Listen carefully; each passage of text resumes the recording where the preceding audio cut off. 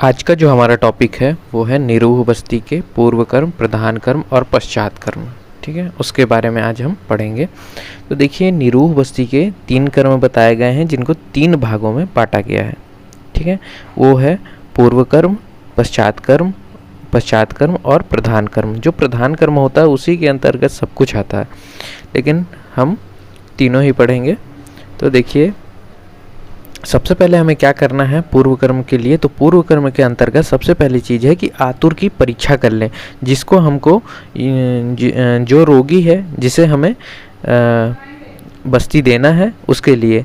तो देखिए, वो जो पूर्व बस्ती के योग और अयोग्य रोगी को हमें पहले देख लेना है, क्योंकि उसमें हमें भिन्न भिन्न लक्षण देखकर निर्णय कर लेना है कि वो बस्ती योग है या नहीं है। अगर योग हुआ तो उसे हम ये 10 चीज़ें और विचार करेंगे। ठीक है, अगर योग होता है तभी हम ये 10 चीज़ें क्या हैं? तो दोष, औषध, देश, काल, सातम्य, अग्नि, सत्व, ओक, वय और बल, इनका विचार करके ही फिर हम बस्ती देंगे, तभी हमको सफलता की प्राप्ति होगी। तो ये जो 10 चीज़ें बताई गई हैं, अब इसका थोड़ा विस्तार से पढ़ेंगे।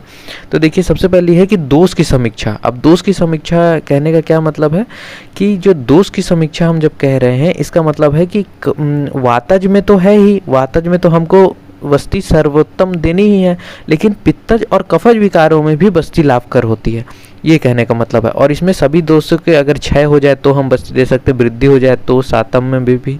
उसके बाद है कि ऊर्ध्व देह गमन हो जाए, अधोदेह गमन हो जाए, तिर्यक गमन हो जाए, इनमें भी हम बस्ती देते हैं। शाखा, कोष्ठ, मार्मा जो है मध्य मार्ग में आश्रयित्व हैं, ठीक है, इनमें भी हम देते हैं। जैसे कि जो स्वतंत्रवादी या परतंत्रता ये हो जाती हैं, उनमें भी हम देते हैं। काल प्रकृति में देते हैं, धातु विशेष आश्रय में देते हैं।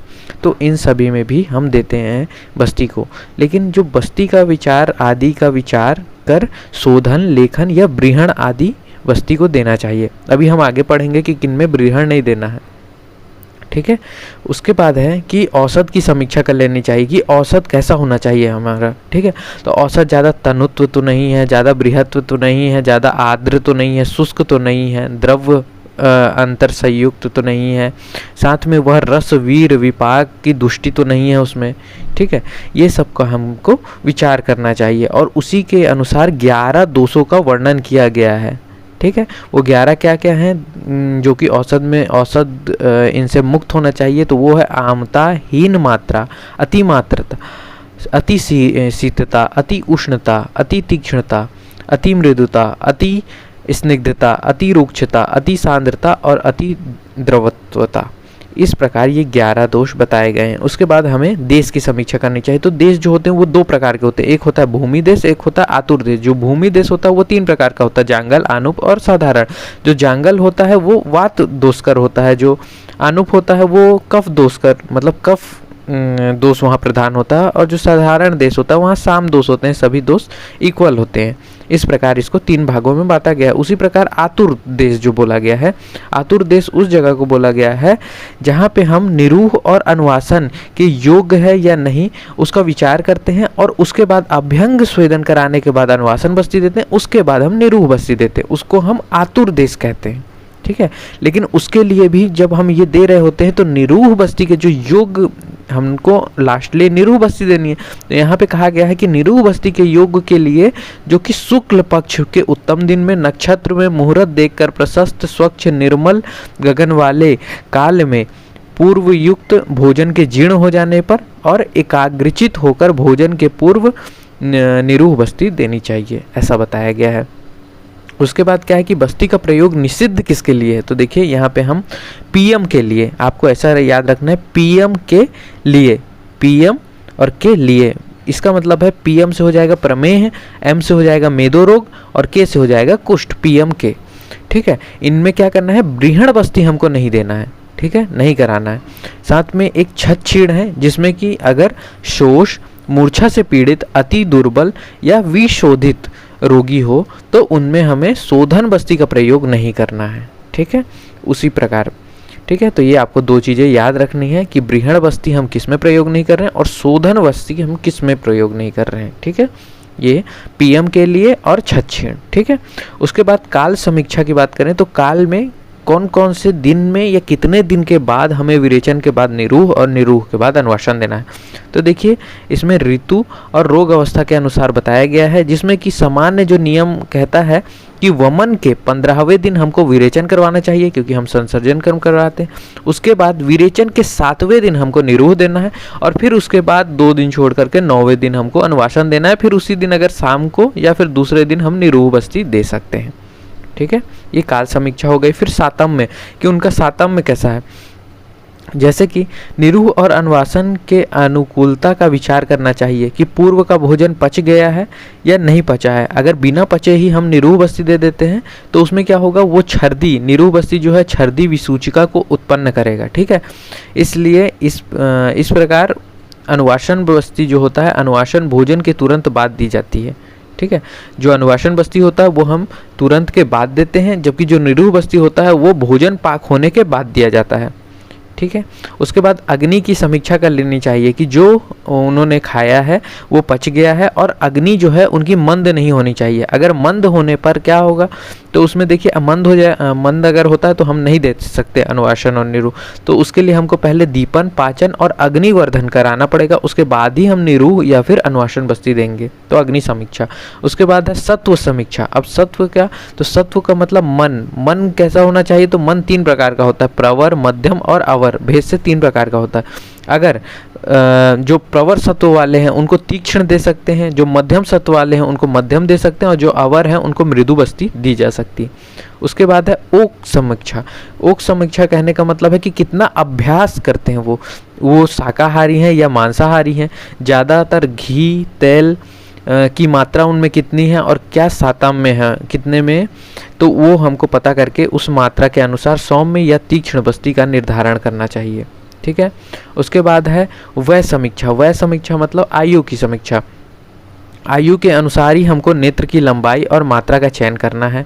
बल की समीक्षा। बल में हमको उनको स्निग्ध, मृदु और उष्ण या तीक्ष्ण गुणयुक्त बस्ती देनी चाहिए। ठीक है, बल के अनुसार। उसके बाद है कि देखिए जो बल की समीक्षा है उसी के अंतर्गत कि प्रत्येक स्थिति में उपयुक्त 10 विषयों पर विचार कराना आवश्यक है। ठीक है, ये जो हमने 10 विषय हमने पढ़े। ठीक है, उसके बाद स्नेहन और स्वेदन कर्म। ठीक है, अभी आपने पूर्व कर्म में जो सबसे पहला कि रोगी की परीक्षा करनी थी, है वो कर रहे थे हम। ठीक है, उसके बाद है कि स्नेहन और स्वेदन कर्म करवाएंगे, जिसके लिए स्नेहन में अभ्यंग और स्वेदन पूर्व कर्म आवश्यक है। ठीक है, उसके बाद रोगी का वेशभूषा ऐसा होना चाहिए जो ना ज़्यादा तंग हो ना ज़्यादा ढीला हो, मतलब आरामदायक हो। ठीक है, तो इसको आपको याद रखना है। उसके बाद तापक्रम, मतलब वाइटल्स उनके लेने हैं। उनका तापक्रम कहने का मतलब है टेम्परेचर, हृदय गति, पल्स, वजन, वेट, श्वसन गति, रेस्पिरेशन, रक्तचाप, बीपी, ये सब जो है हमें लेना चाहिए। उसके बाद उनका कंसेंट लेना चाहिए। कंसेंट मतलब सहमति घोषणा पत्र। रोगी को बता देना चाहिए कि जो कार्य या जो बस्ती दी जा रही है उसकी विधि में अगर कुछ उपद्रव होने की जानकारी पूरी दे देनी चाहिए, और उनसे सहमति लिखित भी ले लेना चाहिए। ठीक है, लेते हैं। उसके बाद है कि बस्ती द्रव्यों की सम्मिश्रण। तो कैसे सम्मिश्रण करते हैं ये हम पहले भी पढ़ चुके हैं कि मधु और नमक को सबसे पहले मिलाते हैं, उसके बाद स्नेह को मिलाकर अच्छे से मतनी से मतते हैं, उसके बाद कल्क को मिलाते हैं, और लास्ट में हम क्वाथ को मिलाकर अच्छी तरह मथ लेते हैं, और हमारा वो तैयार हो जाता है बस्ती।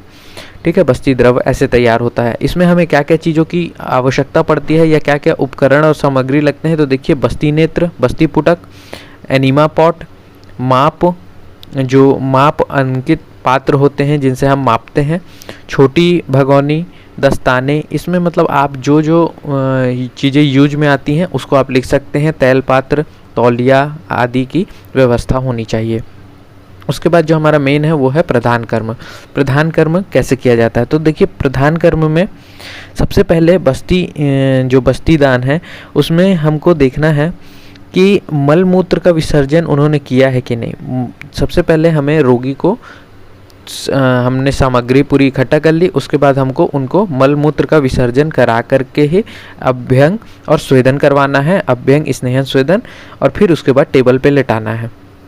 अब देखिए लेटाने की क्या विधि है, तो वाम पार्श्व को शयन करवाना है। ठीक है, वाम पार्श्व में ही लेटाने के लिए क्यों बोला गया है बाईं करवट को ही, क्योंकि देखिए आगे जो बता रहे हैं आचार्य कि दोनों रोगी को हाथ के ही तकिया लगाकर सुलाएं, वो भी वाम की तरफ। ठीक है, वाम की तरफ, जिसमें कि एकदम सीधा, जो बायां पैर हो वो एकदम सीधा हो, लेकिन जो दाहिना पैर हो वो जानु संधि या तथा वंक्षण संधि से मुड़कर बाएं पैर पर रखा हो, तो उसे मोड़ करके रखना है। ठीक है, उसके बाद है कि हमें जात आदि तेल, बला तेल या घृत से हमें क्या करना है, वो जो गुदा है उसे हमें स्निग्ध करना है। उसके बाद स्निग्ध करने के बाद यहाँ पर घृत तेल लगाने का उद्देश्य केवल स्निग्ध कराना है। ठीक है, स्निग्धता को या लुब्रिकेट करना है, सिर्फ ये करना है। ठीक है, उसके बाद है कि बस्ती नेत्र को भी स्निग्ध करना है और गुदा में जो नेत्र है, बस्ती नेत्र, उसको प्रविष्ट करना है, वो भी 1/4 भाग। ठीक है, धीरे धीरे प्रविष्ट करना है और फिर उसके बाद प्रविष्ट कराने के बाद बस्ती नेत्र प्रविष्ट कराते समय क्षत ना हो, यह सावधानी रखनी है। ठीक है, देखिए तो यहाँ पे आप देखेंगे कि ये जो है ये बस्ती पुटक है, ये है हमारा बस्ती नेत्र और ये हमारा बस्ती द्रव्य। ठीक है, तो इन दोनों में यही दिखा रहा है कि बस्ती कैसे तैयार की जाती है। उसके बाद देखिए ये जो है ये वाम कर्मठ है पूरा। ठीक है, ये जो है ये वाम पैर है जो कि सीधा होना चाहिए, और जो हमारा दाहिना पैर है, जो ऊपर वाला पैर है, उसे हमें ऐसे तिरछा करके रखना है। ठीक है, तो ये आपको याद करना है कि हमारा जो वाम है वो सीधा होना चाहिए और जो दाहिना है वो उसके ऊपर तिरछा होना चाहिए। ठीक है, मुड़ कर होना चाहिए। ठीक है, और ऐसे बस्ती दी जाती है 4 अंगुल प्रवेश कराकर। उसके बाद है कि जो बस्ती द्रव्य है उसको पकावाशय में जब हम प्रविष्ट कराते हैं तो हमको पूरी बस्ती नहीं कराना है। क्यों नहीं कराना है? क्योंकि अगर हम पूरी बस्ती कराएं तो जब लास्ट में थोड़े से मात्रा में औसत बस्ती है तो उसके साथ वायु भी प्रविष्ट हो जाती है, इसलिए हमें अल्प मात्रा में उसमें बस्ती पुटक में द्रव्य को रह जाने देना है। ठीक है, उसके बाद है कि बस्ती नेत्र को सावधानी से निकाल कर, जब हम निकाल लेंगे तो 100 गिनती तक क्या करेंगे, हम नितंब को पीछे से हाथ के तलवे से, हाथ के जो हमारा है उससे हम 100 बार थपथपाएंगे। ठीक है, 100 गिनती तक। ठीक है, उसके बाद क्या करना है कि अपनी यथाशक्ति अनुसार कुछ अधिक समय तक बस्ती को अंदर ही रोकने का प्रयास करें। हम रोगी को कहेंगे कि वो अपनी यथाशक्ति अनुसार उसको अंदर ही रोकने का प्रयास करे, परंतु यह भी ध्यान रखना है कि बस्ती वापस आने का काल जो है वो 48 मिनट है। ठीक है, 48 मिनट तक बस्ती जो है वो वापस आ ही जाती है। फिर मल वेग की इच्छा होने पर कुक्कुट आसन, तो इसको आपको याद रखना है कि कुक्कुट आसन में या उंडुक आसन में बैठकर मल विसर्जन करने के लिए कहना है रोगी को, और यदि बैठने में परेशानी हो तो बिस्तर पर ही मल पात्र या बेड पेन जो होता है उस पे वो प्रयोग कर सकते हैं। ठीक है, उसमें ही मल विसर्जन कर सकते हैं। उसके बाद है कि यदि बस्ती प्रयोग काल में वेग की प्रवृत्ति ना हो या ना निकले तो फिर हमें क्या करना चाहिए, तो मल विसर्जन के पश्चात दूसरी बस्ती दे देनी चाहिए।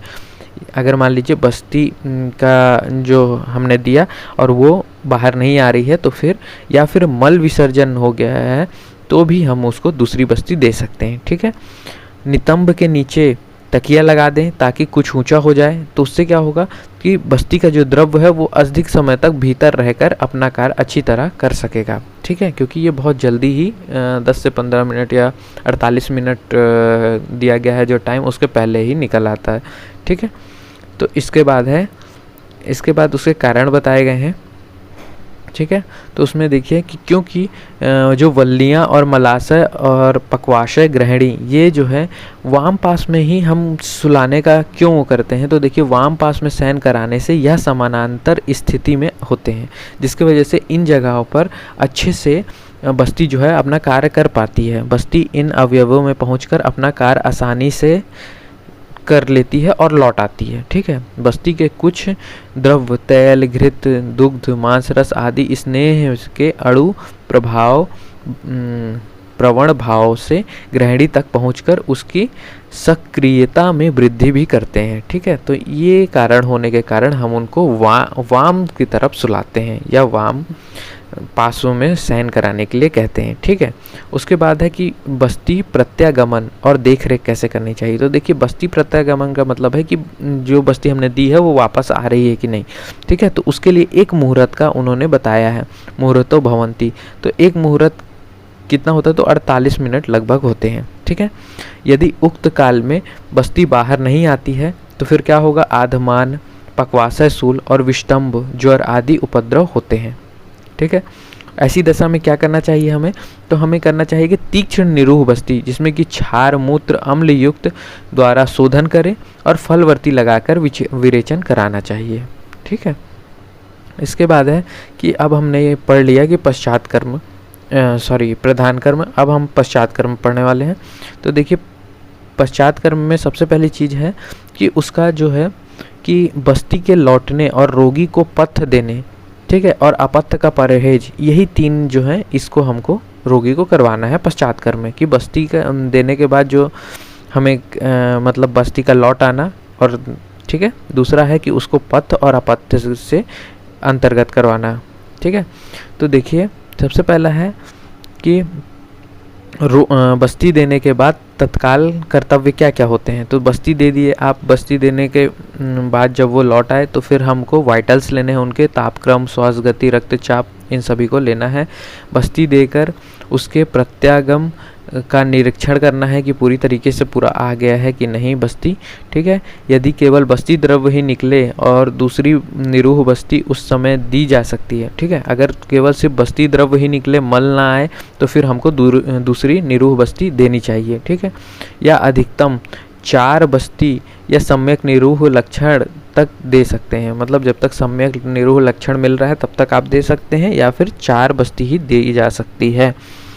क्योंकि अधिक निरूह बस्ती देने से पक्वाशय में क्षोभ संभावना मतलब मिलती है, इसके कारण हम नहीं देते हैं। ठीक है, तो ये बता रहे हैं कि अगर आप ज़्यादा निरूह बस्ती देते हैं तो पक्वाशय में क्षोभ की संभावना के कारण अनुवासन बस्ती देकर फिर निरूह का प्रयोग करना चाहिए। अगर क्षोभ उत्पन्न होता है तो फिर आपको अनुवासन देना है, उसके बाद ही निरूह देना है। पथ्य अपथ्य की बात करें तो देखिए, सबसे पहले उन्हें विश्राम कराना है और उन्हें कहना है कि सुखो उष्ण जल का से स्नान कराना है।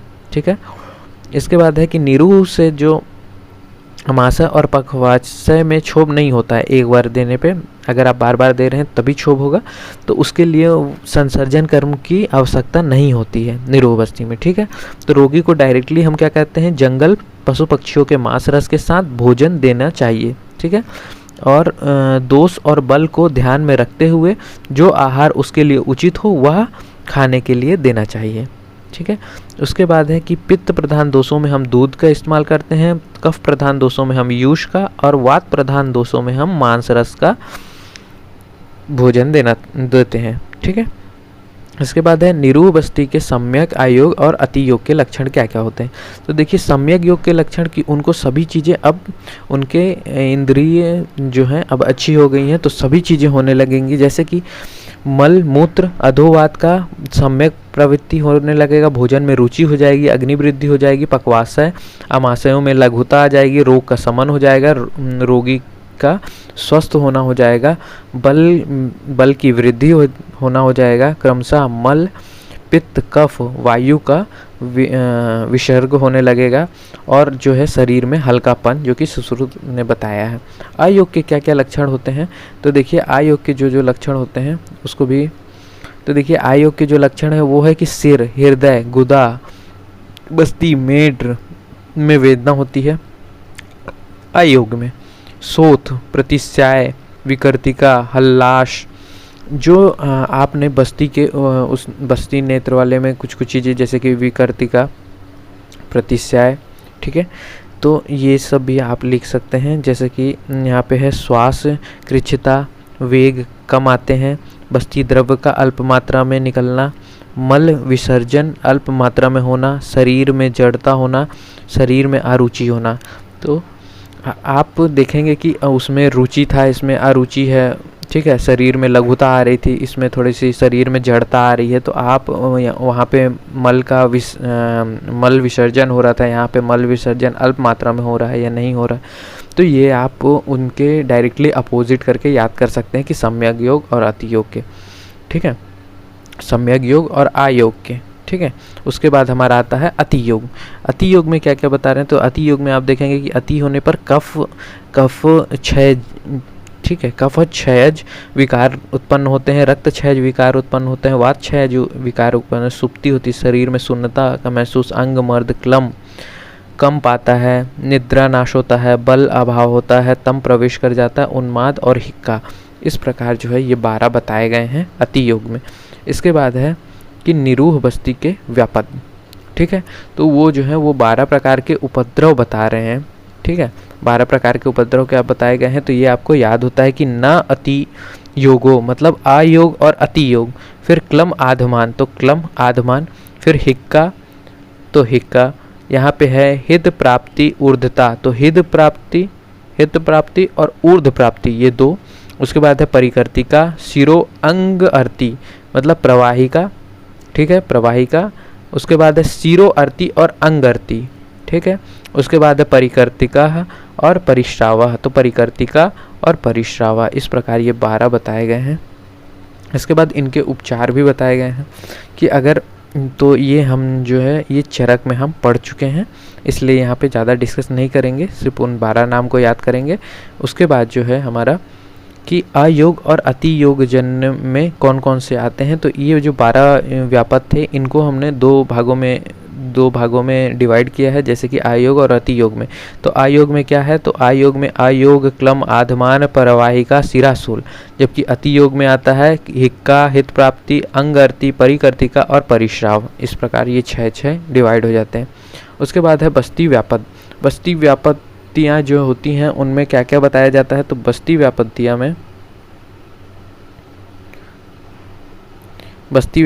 में आप देखेंगे कि सबसे पहले नेत्र दोष। बस्ती व्यापत्तियाँ में नेत्र प्राणी धन जन्य, ठीक है, नेत्र प्राणी धन जन्य ये जो होता है इसके अंतर्गत 6 व्यापत्तियाँ बताई गई हैं, जैसे कि नेत्र चलित जैसे कि हिला देना, ठीक है। फिर नेत्र विवर्तित इसका मतलब है कि मुड़ जाना। नेत्र पार्श्व पीड़ित मतलब पार्श्व का दब जाना। नेत्र अत्य उच्छित, ठीक है, मतलब ऊपर, उपक्षिप्त का मतलब होता है कि ऊपर उड़ जाना। और नेत्र वशन मतलब नीचे दबना। और नेत्र क्षिप्त नेत्र, ठीक है, तिर्यक क्षिप्त नेत्र इसका मतलब है कि तिरछा प्रसरित में या तिरछा लग जाना, ठीक है। तो इस तरह आपके ये 6 जो होते हैं। फिर नेत्र दोष उसी प्रकार होते हैं 11 प्रकार के, कि अति स्थूल हो जाए, कर्कश हो जाए, अवनत हो जाए, ठीक है, अड़ु हो जाए, भिन्न हो जाए, सन्निकृष्ट हो जाए, विप्रकृष्ट हो जाए, ठीक है। उसके बाद जो है ये कर्णिका युक्त होते हैं, ठीक है, ये जो दोनों हैं सन्निकृष्ट और विप्रकृष्ट ये दोनों कर्णिका युक्त होते हैं। फिर सूक्ष्म हो जाए, अति छिद्र युक्त हो जाए, ठीक है, अति दीर्घ युक्त हो जाए और अति हस्व हो जाए। तो इस प्रकार जो है ये 11 होते हैं। उसके बाद है बस्ती दोष जो होते हैं वो 5 होते हैं, कि ज़्यादा बहुलता, अल्पता हो जाए, सछिद्रता हो जाए, तो प्रस्तीर्णता हो जाए, या फिर दुर्बद्धता हो जाए, ठीक से ना बनने वाला, ठीक है। तो इस प्रकार जो है ये हमारे बस्ती दोष होते हैं। उसके बाद है कि बस्ती पीड़न दोष, ठीक है। तो बस्ती पीड़न दोष कौन कौन से होते हैं, तो 4 प्रकार के, कि हमें कैसे कैसे बस्ती पीड़न दोषों से, तो वो 4 दोष क्या क्या हैं, तो देखिए अति पीड़नात्, शिथिल पीड़नात्, भूय अवपीड़नात्, इसका मतलब है कि बार बार पीड़न करना उस पर, ठीक है। उसके बाद है काल अतिक्रम मतलब पीड़न काल का अतिक्रम करना। तो इस प्रकार ये 4 होते हैं। उसके बाद है द्रव्य दोष 11 जो हम पढ़ चुके हैं, ठीक है। उसके बाद है कि संज्ञा दोष भी होते हैं, कि संज्ञा दोष क्या क्या होते हैं, तो 7 प्रकार के संज्ञा दोष होते हैं। वो क्या क्या है, तो सिर नीचे रखने को अववाक सिरा कहा गया है, उच्च शीर्ष कहा गया है जिसमें कि सिर ऊंचा रखा गया हो। न्याय को इसमें बताया गया है कि नब्ज शीर्ष जिसका बताया गया कि पेट के बल लेटना। उत्तान शीर्ष मतलब पीठ के बल लेटना, संकोच मतलब सिर जो शरीर है उसको सिकोड़ कर रखना, देह स्थिरता मतलब देह मतलब बैठे रहना वहाँ पे, ठीक है। और जो लास्ट है हमारा कि दक्षिण पार्श्व सही मतलब दक्षिण की ओर पार्श्व करके सोना, जबकि इसमें बताया गया है कि वाम पार्श्व करके सैया करना चाहिए। उसके बाद यहाँ पे ये उपयुक्त वेदों ने 44 व्यापत्तियाँ बताई हैं, ठीक है, लेकिन जो हमने अभी तक पढ़ा वो ज़्यादा मेन है एज़ कम्पेयर टू दिस, ठीक है। तो इसके बारे में हम ज़्यादा नहीं पढ़ रहे हैं। उसके बाद डायरेक्ट हम आते हैं बस्ती जो है उसके उपद्रव और उपचार। जो हमने बस्ती प्रणेत जन्य जो उपद्रव हैं और उसके उपचार क्या क्या हो सकते हैं। तो मान लीजिए जैसे कि इसमें जो बताया गया है कि सा वात अति द्रुत, ठीक है। तो देखिए सा वात कहने का मतलब है कि वायु जब प्रवेश कर जाए, ठीक है, तो वायु अगर गुदा में प्रवेश कर जाती है तो उसमें क्या होता है, सुई तो सूल होता है, ठीक है, या सुई चुभ होने जैसी पीड़ा उत्पन्न होती है। उसमें हम क्या करवाते हैं, तो गुदा में मृदु स्नेह स्वेदन कराने से वह ठीक हो जाता है। उसके बाद है कि नेत्र में अगर अति शीघ्रता से प्रवेश करवाया जाए या फिर जो बस्ती नेत्र है उसको निष्कासन मतलब जल्दी से प्रवेश करवा करके जल्दी से निकाल लिया जाए तो क्या होगा। तो देखिए उसमें क्या होता है कि गुदा, वंक्षण, जंघा, उरु, कटी में वेदना होता है और मूत्राघात हो जाता है आदि उपद्रव मिलते हैं, जिसमें कि हमें क्या करना चाहिए, तो वातग्न, अन्नपान, उष्ण, स्निग्ध, मधुर आहार, अभ्यंग, स्वेदन और अनुवासन या पिच्छावस्ती का प्रयोग करना चाहिए। तिर्यक प्रवेश, अगर बस्ती जो है तिर्यक प्रवेश हो जाती है तो गुदवल्लियों द्वारा उसका द्वार जो है बंद हो जाता है, ठीक है, जिसके वजह से वो जो बस्ती होती है वो भीतर प्रवेश नहीं कर पाती है। तो इसमें क्या करना चाहिए कि बस्ती को बाहर निकाल कर पुनः फिर से प्रविष्ट करवाना चाहिए। अगर कंप हो रहा है मतलब कांप रहे हाथों से कंपन होने लग रहा है तो उसमें गुद में शोथ हो जाता है और दाह उत्पन्न होता है, जिसमें हमें क्या करना चाहिए कि लोद्र, त्रिफला, मोचक, धातकी पुष्प, खदीर, त्वक इनसे सिद्ध क्वाथ की बस्ती देनी चाहिए और उसके बाद क्वाथ से गुद का परिसेक भी करना चाहिए। अगर हम अति मात्रा में प्रवेश करा देते हैं तो गुदवल्लियों में व्रण हो जाता है, जिससे कि वेदना, दाह और गुद भ्रंश हो जाता है। इसमें हमें पिच्छावस्ती और क्षीर बस्ती का प्रयोग करना चाहिए। इसके बाद है अति बाह्य या अति मंद, अगर हम धीरे धीरे कर रहे हैं, धीरे धीरे बस्ती को धीरे धीरे दबा कर वो कर रहे हैं तो बाहर तो उसमें होता क्या है कि बस्ती नेत्र अधिक बार रखने से, जैसे कि यहाँ पे अति बाह्य या अति मंद बस्ती कहा गया है, तो बस्ती नेत्र अधिक बाहर रखने से बस्ती द्रव्य शीघ्र लौट आता है। अगर आप बहुत बाहर से उसको 1/4 या 4 अंगुल के अंदर प्रविष्ट करके बोला गया है, अगर हम बाहर से ही करते हैं तो वो बहुत जल्दी शीघ्र ही लौट आ जाता है, या धीरे धीरे अगर हम बस्ती देते हैं तो उसमें वह पक्वाशय तक नहीं पहुँच पाता है। तो इसमें क्या करना चाहिए कि तुरंत दूसरी बस्ती देनी चाहिए, ठीक है। उसके बाद है अति वेग से अगर हम देते हैं तो इसमें क्या होता है कि आंत्र में क्षोभ उत्पन्न हो जाता है, जिसमें कि छर्दी की संभावना रहती है, ठीक है। क्षोभ होने के बाद छर्दी की संभावना हो जाती है क्योंकि वो बहुत तेजी वेग से हमने दिया है तो वो ऊपर से आ जाता।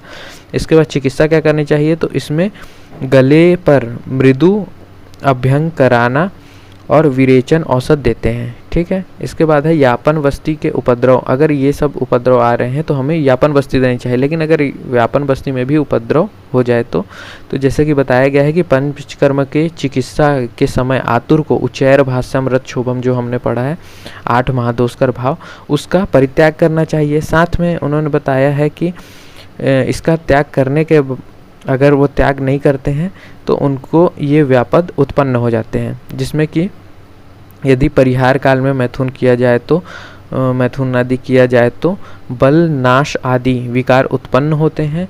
इन विकारों की चिकित्सा यापन बस्ती द्वारा है ना की जाती है, ठीक है।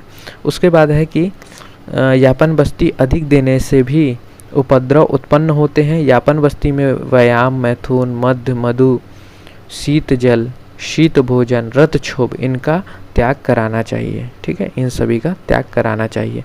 उसके बाद है चिकित्सा, तो उनमें क्या क्या चीज़ें चिकित्सा करनी चाहिए, तो जो यापन बस्ती के उपद्रव हैं वो हैं कि शोथ हो जाना, अग्निनाश हो जाना, पांडु, शूल, अर्श, परिकर्तिका, ज्वर और अतिसार हो जाना। इनमें चिकित्सा क्या करना चाहिए, तो दीपन पाचन औषध का सेवन कराएं। उसके बाद अरिष्ट योगों या क्षीर 5 सीधु का सेवन कराएं, ऐसा कहा गया है। उसके बाद यापन बस्ती का उचित काल में प्रत्यावर्तन न होने पर भी एक व्यापद है। मतलब अगर वो जाकर फिर से अगर प्रत्यावर्तन नहीं होता है तो वो भी एक व्यापद है। यदि बहुत मृदु औसत से स्निग्ध सिद्ध यापन बस्ती दी जाए तो वह शीघ्र ही वापस नहीं आ पाती। ठीक है, तो ये बताया गया है। उसके लिए हमें क्या करना चाहिए, तो बस्ती को प्रत्यावर्तित करने हेतु गौमूत्र, क्षार, तीक्ष्ण औषधि संयुक्त तीक्ष्ण निरूह देना चाहिए। ठीक है, इसके बाद है कि इसका परित्याग काल जो है, परिहार काल जो है, उसे कैसे करना है। ठीक है, तो यहाँ पे बस्ती, परिहार, विषय व काल। ठीक है, तो हमें पता है कि जितने दिन बस्ती दी जाए उससे दुगने दिन तक संयम नियम का पालन करना चाहिए या उतने दिनों तक परित्याग करना चाहिए। तो किन किन चीज़ों को परित्याग करना चाहिए, तो देर तक बैठना नहीं चाहिए, खड़ा नहीं होना चाहिए, अधिक नहीं बोलना चाहिए, यान आदि की सवारी नहीं करनी चाहिए, दिन में नहीं सोना चाहिए, मैथुन नहीं करना चाहिए, वेगों को रोकना नहीं चाहिए, शीतल आहार विहार का सेवन नहीं करना चाहिए, धूप में नहीं बैठना चाहिए, और क्या नहीं करना चाहिए, तो शोक व क्रोध करना ये नहीं चाहिए, अकाल में व अहितकर भोजन नहीं करना चाहिए, इनका परित्याग करना चाहिए। नेक्स्ट हम अनुवासन बस्ती पढ़ेंगे।